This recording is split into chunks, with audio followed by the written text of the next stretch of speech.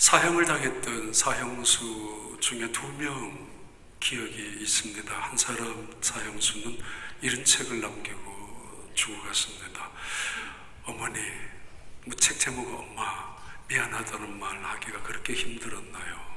라는 책 속에 그가 어머니와 겪었던 아픔의 이야기들을, 어쩌면 자기의 잘못을 어머니의 탓으로 돌렸던 이야기이기도 합니다. 그 책은 본 적은 없습니다. 제목만 들었습니다.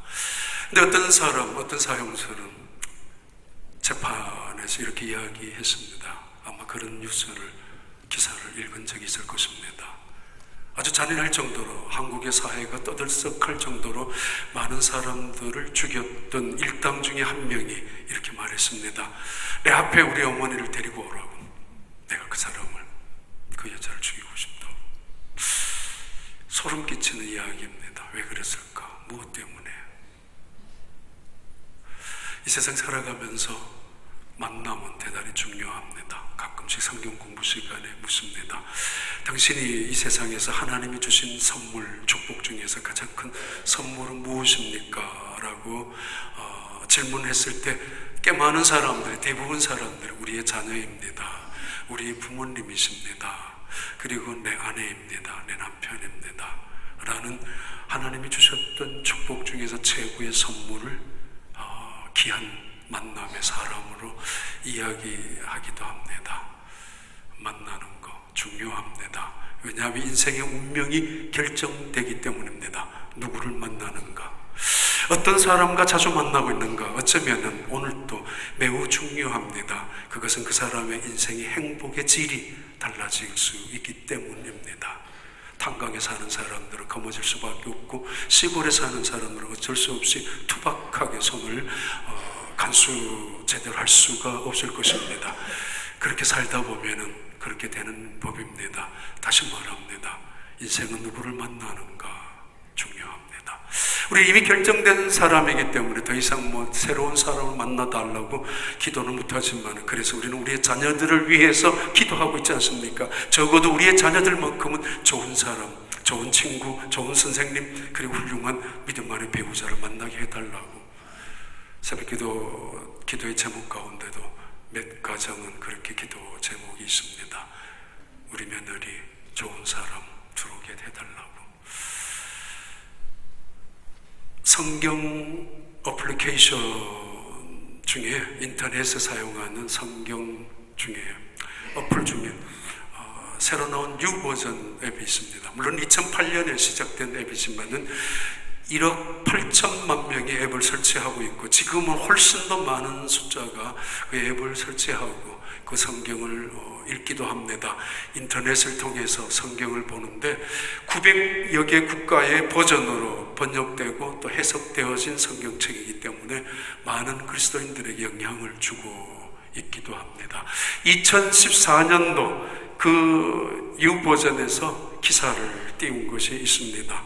전 세계 그리스도인들 중에서 5가지 성경을 1등부터 다 5등까지 가장 많이 본 성경, 1초에 1만 4천원 건수가 조회가 되고, 그리고 하루에 2천만 명 이상이 채하 바라보는 그 성경 웹인데, 제일 많이 찾은 것이 빌립보서 4장 13절입니다. 내게 능력 주시는 자 안에서 내가 모든 것을 할 수 있느니라 라는 말씀이 전 세계 2013년에 가장 많이 찾고 애용하고 사랑했던 기절이고, 두 번째는 이사야 40장 31절의 말씀입니다. 오직 여호와를 앙망하는 자는 독수리가 날개치며 올라감 같을 것이요 피곤치 않을 것이라. 달려가도 넘어지지 않을 것이며 그리고 자빠지지 않을 것이라고. 그 말씀이 두 번째로 많은 성도들이 읽었던 말씀이라면, 세 번째는 마태복음 6장 13절입니다. 하나님 우리의 죄를 용서해 주십시오. 네 번째는 여호수아서 1장 9절입니다. 내가 너에게 명령한 것이 아니냐, 너는 마음을 강하게 하고 담대히 하라.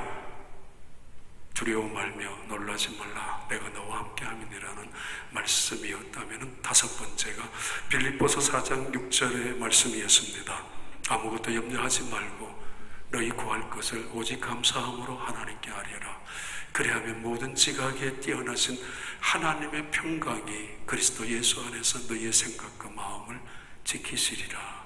이 5가지의 말씀이 2013년도 전 세계 그리스도인들 중에서 가장 많이 애용한 말씀이었습니다. 전 조금 놀랐습니다. 그리고 의아했습니다. 요한복음 3장 16절처럼 그런 말씀이 아니고 왜 이런 말씀이었을까? 분명히 이유가 있었을 것입니다. 작년에 2015년에 가장 많은 성경이 읽혀진 성경 구절은 5가지가 있는데 그 중에 2가지는 저작년하고 겹쳤습니다. 여호수아서 1장 9절과 빌립보서 4장 6절 7절은 겹쳤지만은 새로 나온 것이 있습니다. 잠언 3장 5절 6절입니다. 범사에 너는 그를 인정하라. 내 명철을 의지하지 말라. 그리하면 그가 너의 길을 지도하시리라 라는 말씀입니다. 또 하나는 로마서 15장 13절입니다. 소망의 하나님께서 우리에게 기쁨과 평강을 믿음 안에서 주시나니 그러므로 너희는 성령의 충만한 가운데서 소망 속에 살으라고. 그리고 또 하나가 있다면은 로마서 12장 2절입니다. 이 말씀이 작년에 전 세계 그리스도인들 중에서 가장 많이 찾아본 클릭 조회수가 가장 높았던 말씀입니다. 로마서 12장 2절입니다. 너희는 이 세대를 본받지 말고, 분명히 앞에 있어야 될 걸 몇 가지 스킵했습니다. 변하는 세상을 본받지 말고, 따라가려고 하지 말고, 썩어질 세상을, 없어질 세상을, 무너질 세상을 본받으려고 안달하지 말고, 그거 좀 못 배웠다고, 그거 좀 못 가졌다고, 그거 못 따라갔다고, 그거 모른다고, 그거 안타까워하지 말고 오직 너희의 마음을 새롭게 하여 하나님의 선하시고 기뻐하시고 온전하신 뜻이 무엇인지 분별하도록 하라. 이 말씀이 지난 한 해 동안 전 세계 수많은 성도들, 적어도 3천만 명 이상의 성도들이 애독한 성경 구절입니다. 2가지죠. 하나는 힘든 세상이라는 것이고 어렵다는 것이고, 그러기에 하나님의 말씀, 적극적인 하나님의 말씀을 붙잡아야 된다는 이야기며, 절망 속에서 소망이 되신 하나님을 떠나지 아니하고, 언제도 마찬가지였지만 특별히 이 시대를 살아가는 그리스도인들이 찾는 하나님의 말씀입니다. 마음을 강하게 하고 담대히 하고, 그리고 놀라지 않고 믿음으로 승리하는 사람들. 또 하나는 우리가 이대로는 안 된다는 것입니다. 이대로는 아닙니다. 내가 변해야 된다는 말씀을 온 세상 사람들이 작년에 많이 찾아본 기절입니다. 오직 너희의 마음을 새롭게 하여 하나님의 선하시고 기뻐하시고 온전하신 뜻이 무엇인지 분별하라. 그 뜻을 분별하고 살아가라. 욕심으로 가득 차 있으면 하나님의 뜻이 들릴 턱이 없습니다. 교만하게 살아가는 사람들, 하나님의 뜻에 관심을 기울일 턱도 없습니다. 세상을 쫓아가기에 분주하게 짝이 없는 사람들이 어찌 하나님을 한번 생각할 수가 있겠습니까만, 그런 세상일수록 다시 한 번 더 마음을 새롭게 하여 하나님이 어떤 분인지, 하나님이 이 세상 살아가는 나에게 무엇을 원하시고 계시는지, 이 때를 위하여, 이 어려운 시대를 살아가는, 어쩌면 마지막 시대를 살아가는 오늘 우리에게 하나님은 도대체 무엇을 원하시고 계시는지 한 번쯤 생각하며 살아가야 된다는 이야기입니다. 사울이 변했습니다. 속속들이 변했습니다. 근본적으로 트랜스포메이션이라고 하는 단순한 체인지가 아니라 본질적인 변화입니다. 그의 변화는 마치 태풍처럼, 허리케인처럼 순식간에 일어난 변화이지만은 그렇지만은 않습니다. 이미 오래전부터 예수를 믿는 사람들 잡아가려고 하는 순간에 그들이 끝까지 예수님을 포기하지 않는 그들을 보면서 마음속에 두려운 생각마저 있었던 것, 그걸 그는 지울 수가 없었을 것입니다. 스데반이 돌에 맞아 죽어가는 그 순간에 스데반의 얼굴에 빛이 나고, 아니 스데반이 돌에 맞아 죽으면서 돌을 던지는 그들을 향하여 하나님 저들을 용서해 달라고 기도하는 그 마지막 기도의 음성은 결코 잊을 수가 없을 것입니다. 여전히 그의 가슴 속에 남아 있었을 것입니다. 그가 강렬한 태양보다도 더 강한 빛에 의해서 쓰러집니다. 압도당합니다. 그리고 그때 두 가지 음성을 듣습니다. 사울아, 사울아, 너가 나를 왜 핍박하느냐고. 너무 내 기분대로 하나님과 싸워서는 안 됩니다. 이 땅에서 하나님과 싸워서 이겨난 사람 아무도 없습니다. 그러기에 너무 습관처럼 내가 목이 곧아서는 안 될 것입니다. 주님이 말씀하셨습니다. 나는 너가 핍박하는 예수라고. 이 두 가지의 음성을 들었던 사울은 혈기왕성한, 그리고 자신만만하게 인생을 살았던, 지식이라면 모자람이 없고 의로움이라면 지적당할 것이 없이 자신있게 당당하게 살았던 그는 그 말씀 앞에서 제압당하고 맙니다.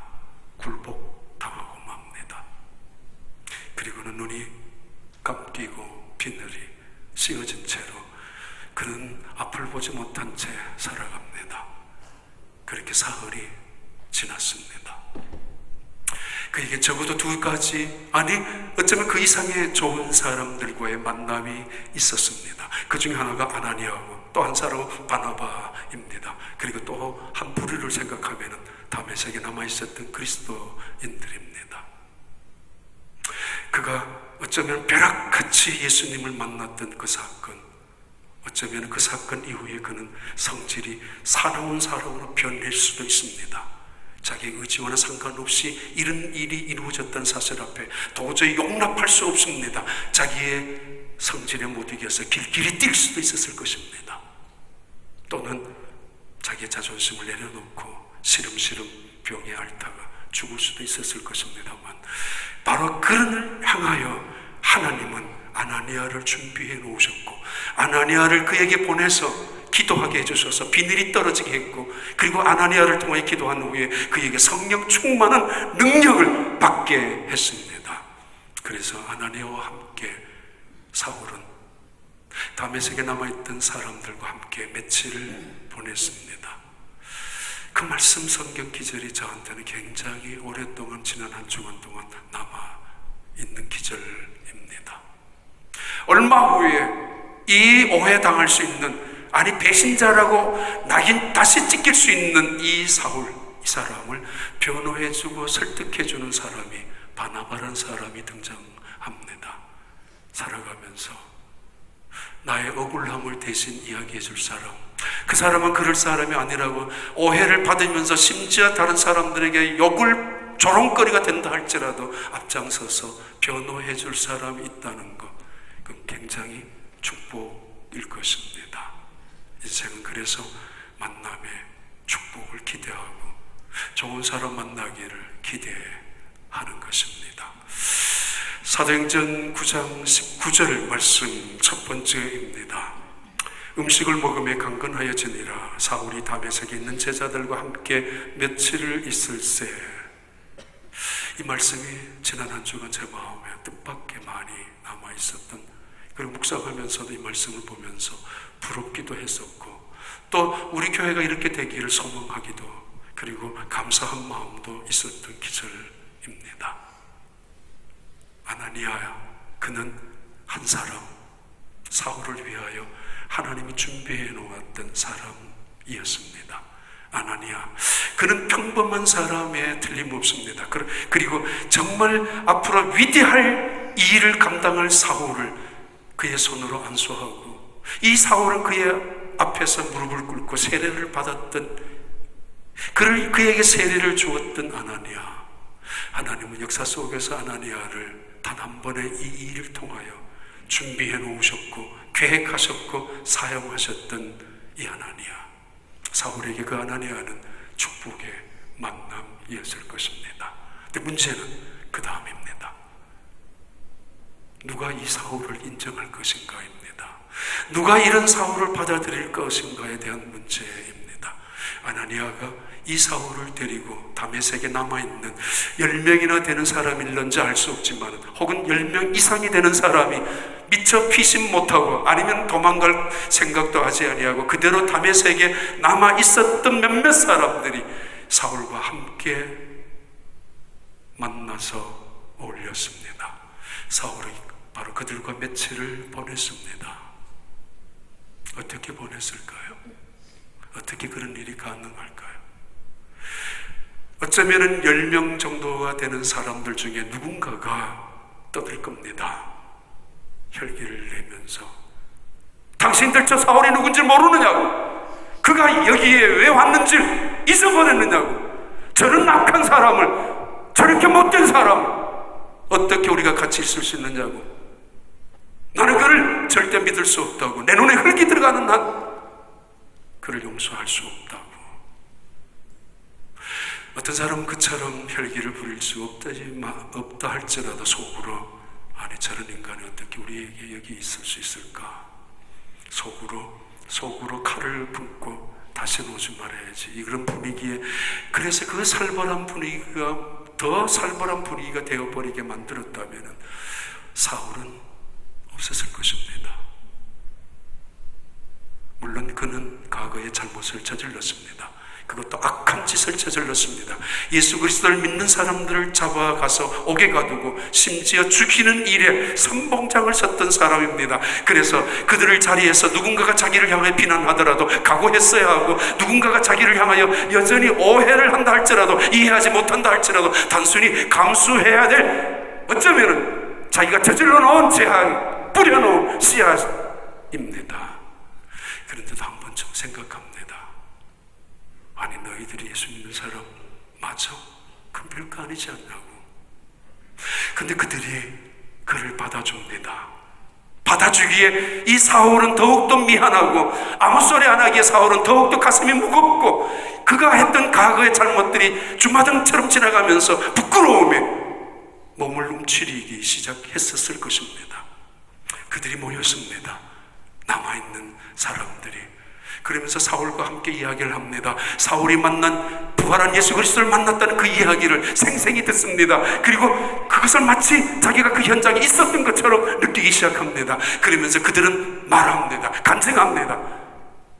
밤이 맞도록 시간 가는 줄 모르고 밥 먹는 것도 잊어버린 채로 예수님이 물로 포도주를 만들었을 때 그때 있었던 그 성도는, 그 이야기를 또는 전해 들었던 사람은 그때 예수님이 얼마나 놀라운 분이셨는지 소경을 보게 하고 벙어리를 말하게 하고, 그때 그 자리에 어쩌면 그 사람이 있었다면 그들은 눈물을 흘리며 감격해하며 정말 밤이 맞도록 예수님이 어떤 분이었던가를 간증했고 서로가 격려하며 이야기를 나누었습니다. 오병이의 기적 속에 수만 명이 모였을 때 분명히 한두 명은 그 자리에 있었을 것입니다. 모두가 감탄했었다고, 이분이 누구냐고, 정말 그분은 하나님의 아들 아니냐라고 뛸 듯이 기뻐했었던 그 순간을 이야기하면서 예수님에 대해서 정말 세상의 어떤 이야기에 관심 없습니다. 너무도 흥분하며 감격해하며 이야기를 시간 가는 줄 모르고 꺼내고 했을 것입니다.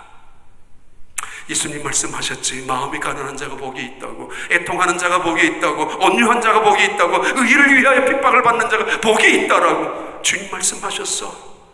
마음이 청결한 자가 하나님의 아들이라 하나님을 볼 것이요, 화목해하는 자가 복이 있나니 하나님의 아들이라 일컬음을 받을 것이요, 너희는 원수를 용서해라 말씀도 이야기하는가 하면은 주님이 가르쳤던 하나님의 말씀을 마치 권세 있는 자처럼 제자들에게 전해들었던 이야기도 합니다. 배 오른편에 그물을 내려라, 깊은 곳에 그물을 내려라. 그때 그 없었던 물고기들이 언제 어떻게 생겨났는지 그물을 들어 올렸을 때 수많은 물고기를 잡아 올렸지 않느냐고 그 이야기를 정말 기쁨으로 감격으로 합니다.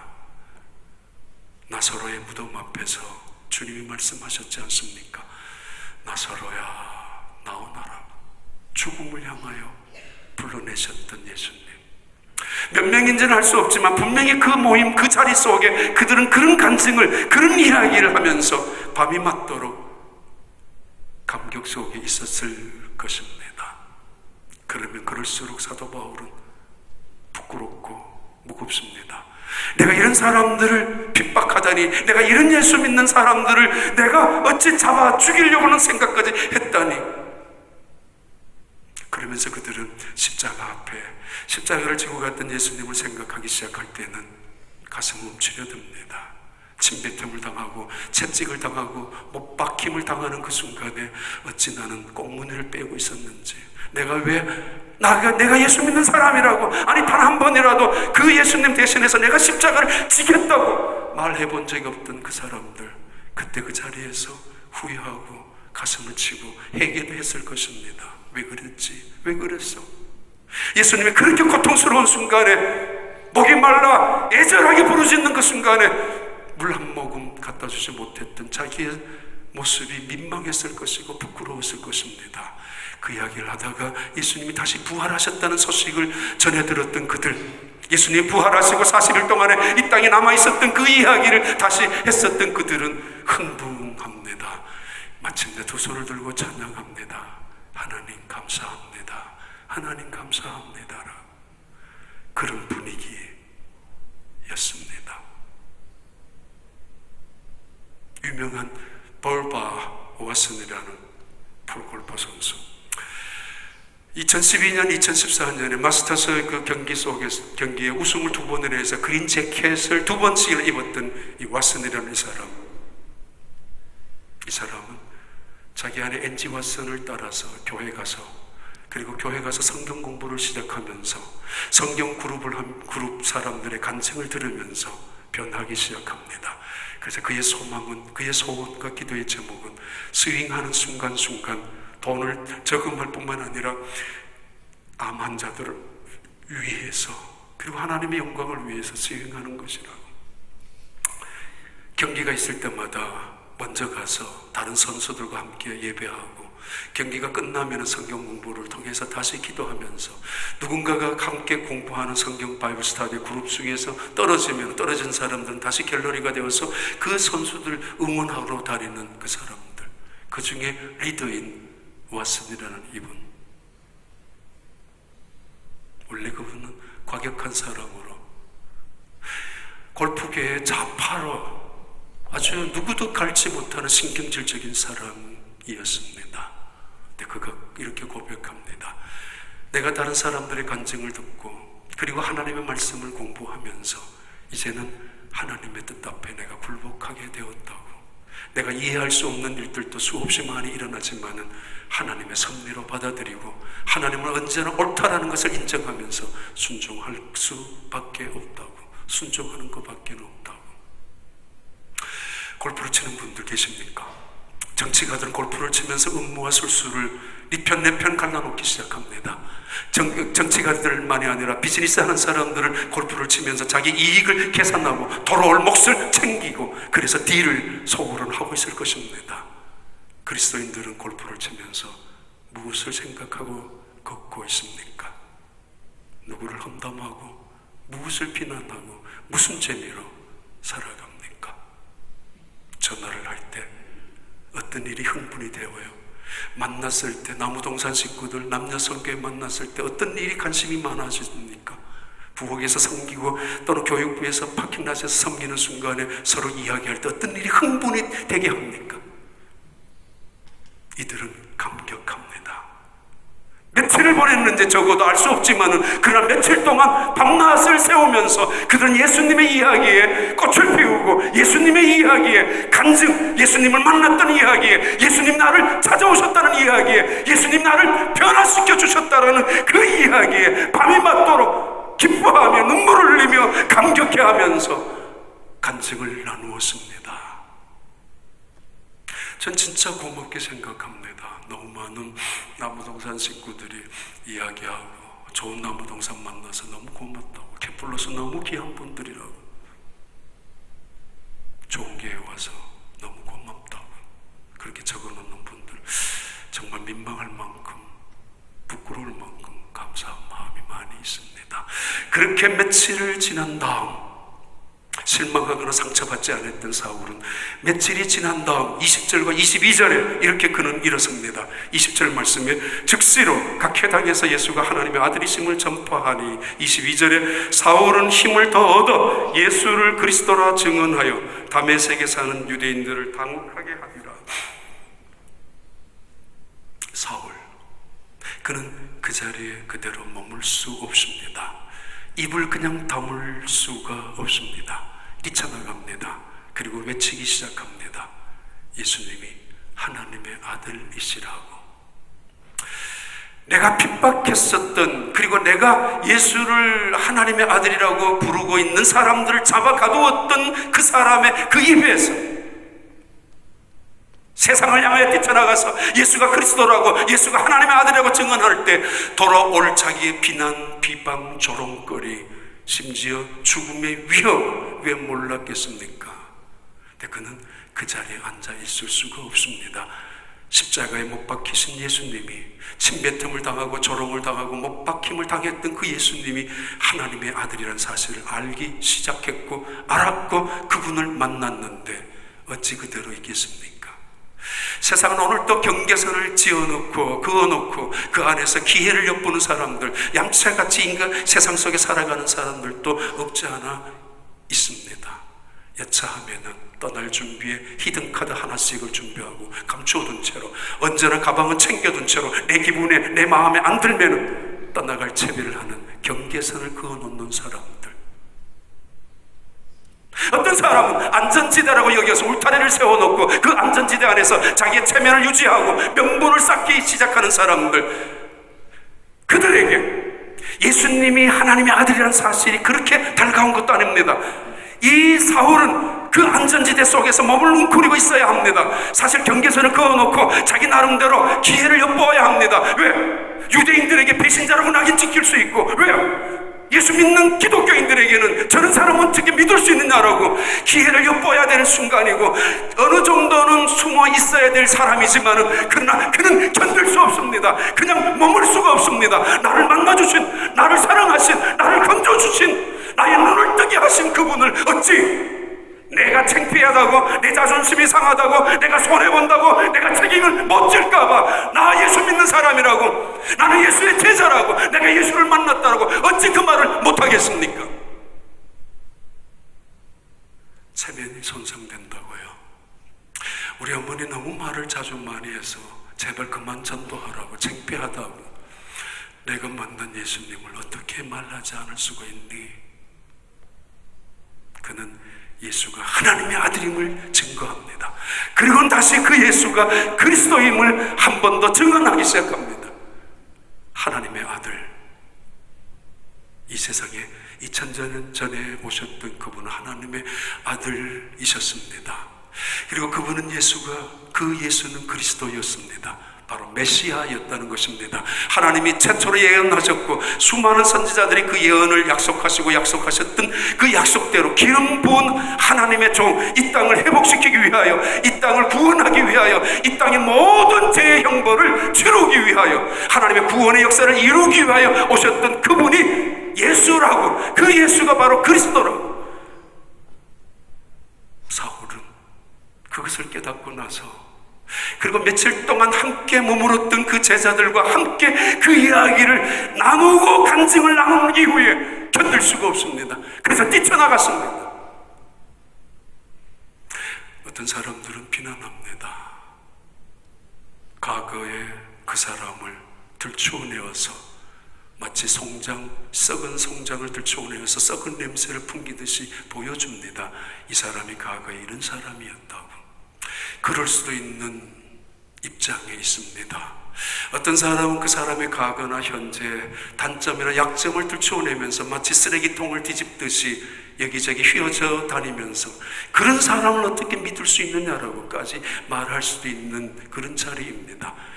그런데 사울은 자기의 성격대로 그냥 적당히 눈치만 볼 수는 없었습니다. 전에는 예수 믿는 사람 잡는 데 선봉장이었다면 지금은 결코 눈치 보지 아니하고, 나 예수 믿는 사람이라고, 나 예수 만났다고, 예수가 하나님의 아들이라고, 예수가 그리스도이라고, 그것을 전도라고 하고, 그 이유 때문에 교회가 생긴 것이고, 그래서 오늘 우리에게 하나님은 물질을 맡겨놓으셨고, 그래서 우리에게 건강을 주셨고, 우리에게 믿음을 주시고 은혜를 주신 거 아닙니까? 예수는 하나님의 아들이십니다. 예수는 그리스도이십니다. 사도행전 9장 23절 말씀입니다. 그리고는 다시 여러 날이 지나며 유대인들이 사울을 죽이기를 공모하더니 정말 입장난처하게 되었습니다. 사울, 이 젊은 청년 말입니다. 그가 갑자기 변했다는 이야기, 이거는 유대인들에게서 치욕적인 이야기고, 그리고 그가 어떤 말을 하든지 이것은 어쩌면 자기들에게는 치명적인 약점이 될 수도 있는 사람임에 틀림없습니다. 그리고 그의 말은 다른 사람들에게 많은 영향을 미칠 거라고 충분히 생각할 수 있습니다. 그래서 이 사울을 죽이기로 결정합니다. 29절에도 한 번 더 나옵니다. 적어도 이때는 갈라디아 1장 17절에 의하면 적어도 3년이 지난 다음에 사건이기도 합니다. 한번 띄워봐요. 사울이 어떻게 협력이 되었는가 하면은, 행적지가 지나가는가 하면은, 사울이 행적지, 제일 처음에는 예루살렘에서 다메섹으로 믿는 사람을 잡으러 갔습니다. 그런데 그가 회심을 하고 말죠. 그런데 그 이후에 아까 방금 이야기 드렸던 19절과 20절은 방금 다메섹에서 있었던 순간이라면은 22절은 아라비아로 내려갔던 3년을 의미합니다. 이 아라비아에서 3년이 있다가 사울은 다시 다메섹으로 올라왔습니다. 올라왔을 때 사람들이, 다메섹에 있는 유대인들이 이 사울을 죽이려고, 다메섹에 있는 왕까지 이 사울을 죽이려고 했었습니다. 이때 이 자리에서 사울은 성벽을 타고 광주리를 타고 도망쳐야만 했었습니다. 그만큼 어려움을 당했습니다. 다메섹 성벽에 도망을 치고 다메섹 왕이 협조해줘서 유대인들이 이 사울을 죽이려고 했기 때문에 결국 사울은 유대인들에게도 믿기지 않는, 아니 배신자로 낙인 찍혀서 죽임을 당할 수 있는 위협에 놓여 있었고, 그렇다면 예루살렘에 있는 제자들이나 그 외에 예수를 믿는 사람들에게도 인정을 받아야 되는데 그렇지 못했습니다. 의심쩍어 했습니다. 믿음지를 못했습니다. 오히려 함정일 거라고 생각하고 오히려 미끼를 던져서 예수 믿는 사람을 일망타진할 거라고 생각할 만큼 이 사울을 받아들일 수가 없었습니다. 그럴 수 있죠. 얼마 전만 하더라도 예수를 하나님의 아들이라고 고백하고 부르는 사람들을 향하여 마치 야수처럼 사납게 돌진하고 달려들었던 맹수처럼, 그런 인간이 그 입에서 예수님을 하나님의 아들이라고 고백하는데 쉽게 어떻게 받아들일 수가 있겠습니까? 이때 나타난 사람이 바나바입니다. 그런 착한 사람이었습니다. 원래 요셉이라는 이름이었지만 바나바라는 이름으로 바꾸었습니다. 왜냐하면 많은 사람들을 위로하고 격려해주는 사람, 그 은사를 받았기 때문입니다. 왜 바나바는 사울을 받아들일 수가 있었을까? 하나 이유밖에 없습니다. 인간의 편견으로, 속단하고 선입견으로 쉽게 그래서 이 사람은 이럴 것이다, 이 사람은 이런 사람이다 라고 판단하는 것만큼 오류가 있을 수는 없습니다. 물론 거의 맞을 수도 있겠지만은 바나바는 하나님 앞에서 생각합니다. 세상은 오늘도 우리의 과거나 우리의 현재를 들추어내서 미래까지 판단하고 저울질하고 있습니다. 세상은. 그런데 예수님은 우리의 그 더러웠던, 취했던 과거를, 죄악을, 죽음의 사건마저도 십자가 아래 묻어두지 않았습니까? 그리고 오직 한 가지만 보았습니다. 나를 믿는 것, 하나님의 말씀을 받아들여서 순종하는 것, 내가 주님을 주님으로 고백하고 영접하는 것, 그거 하나 외에는 그 더럽고 추하고 악한 것들을 다 그 십자가 아래 묻어두었는데 너는 왜 들추어내느냐고.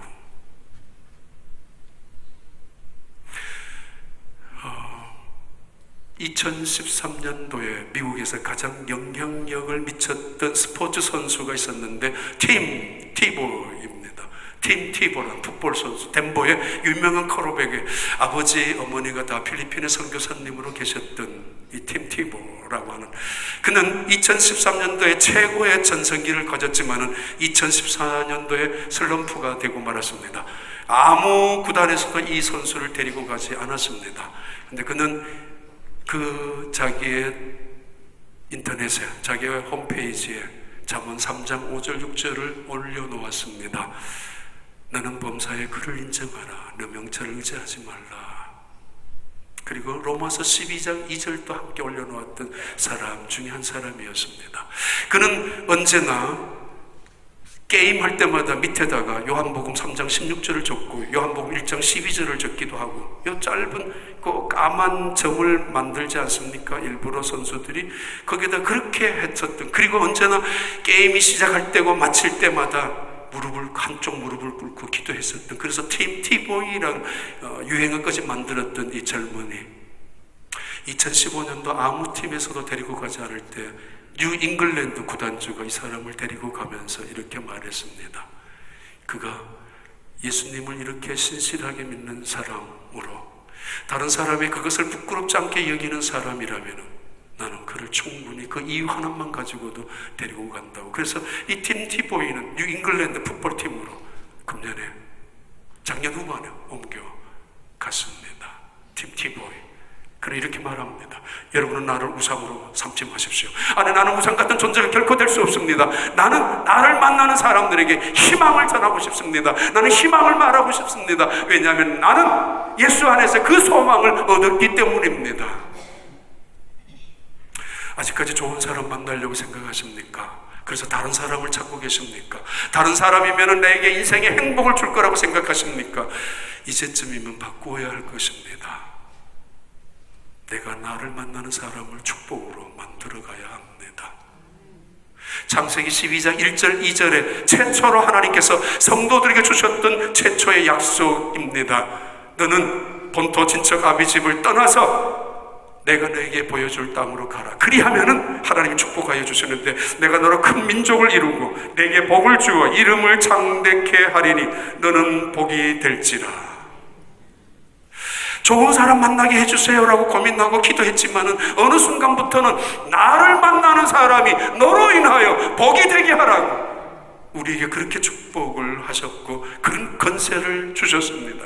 너를 저주하는 자 내가 그를 저주할 것이고 너를 축복하는 자 내가 그를 축복할 것이라고 말입니다. 성경 공부 시간에 가끔씩 봅니다. 누구 때문에 인생에 가장 영향을 받았느냐고. 전에 있었던 교회 목사님 이렇게 적는 사람들 보면은 마음이 찡합니다. 정말 좋은 목사님을 만났구나. 어떤 사람은 전에 다녔던 교회 그때 좋은 추억이 있다고 부끄럽기도 하고 부럽기도 합니다. 어느 권사님이 평생 기도했습니다. 내 아들 좋은 여자 만나게 해달라고. 하나님 도와주세요. 내 아들 좋은 배우자 만나게 해주세요. 어느 날 장성한 아들이 어머니에게 전화가 왔습니다. 오늘 여자친구를 데려가겠다고, 인사시키겠다고. 이 권사님이 너무도 흥분이 되었습니다. 그냥 인간적으로 생각하면 그냥 뭐야 어떤 여자 한번 보지 라고 하겠지만은 하나님 앞에 평생 아들을 위하여 기도했으니까 하나님이 어떻게 응답하실지, 하나님이 어떤 여자를 나의 며느리로 우리 가정에 잡으러 보내실지 그 기대감 때문에 온종일 어떤 일이 손에도 안 잡혔고 기다렸습니다. 근데 그 여자를 보니까 마음에 안 들었습니다. 결국 결혼을 시켰습니다마는 마음에 안 들어서 어느 날 하나님 앞에 하나님 왜 내 기도 안 들어주셨습니까? 라고 했는데 하나님께서 이렇게 말씀하셨습니다. 그 딸은 내가 사랑하는 딸이야. 그래서 너희 집에 보냈어. 그 딸을, 그 며느리가 되는 그 딸은 내가 사랑하는 딸이라. 그 가정에서도 그 부모님도 그 딸을 위하여 얼마나 기도했는 줄 아니? 내가 그 기도 너의 가정에 응답시켜 주었는데. 그리고 나서 이 권사님은 그 다음부터 하나님 알겠습니다. 좋은 며느리만 생각했는데 내가 좋은 시어머니가 되겠습니다. 그리고 말했습니다. 내가 너의 어머니가 되겠다고. 내가 너를 딸로서 사랑하겠다고. 그 시어머니 집에 들어갔던 이 며느리는 축복된 사람을 만났습니다. 아니 동시에 이 어머니도 그 사람을 하나님의 은혜 속에 만난 것입니다. 사울, 그는 대단한 일을 한 위대한 기독교 역사의 놀라운 전도자였습니다. 근데 그는 좋은 사람들을 만났습니다. 아나니아와 같은 사람. 한 번 하고 역사에 끝나버렸지만은, 그리고 그는 좋은 그룹, 처음에 초창기에 몇몇 사람들인지 알 수 없었지만은 그 사울을 이해해주고 받아주었던 그 사람들을 만났습니다. 그때 그에게는 힘이 있었을 것입니다. 예수 믿는 사람들은 이런 모습이구나. 예수 믿는 사람은 참 이렇게 살아가는구나. 여행 어떻게 갔다 온 오래전에 어떤 사람이 저한테 이렇게 이야기한 적이 있습니다. 목사님, 몇몇 사람들과 같이 여행 갔는데 정말 깜짝 놀랐다고. 왜요? 식사 시간에도 기도 한 번 한 적 없었고 예배 드려 본 적이 없다고. 자기는 준비를 하고 갔대. 혹시라도 나한테 기도를 시키면 성경이라도 다시 찾으라고 하면 어떻게 하지? 처음 찾는 성경이니까 못 찾으면 창피할 테니까. 나중에 물어봤습니다. 왜 그랬느냐고. 그러니까 그분들이 서문 이 사람을 배려하기 위하여. 그분 무안해할까봐, 미안해할까봐 오히려 기도도 안 했고 성경 공부 예배도 안 드렸는데 그랬었느냐고 후회가 된다고. 차라리 그럴 거.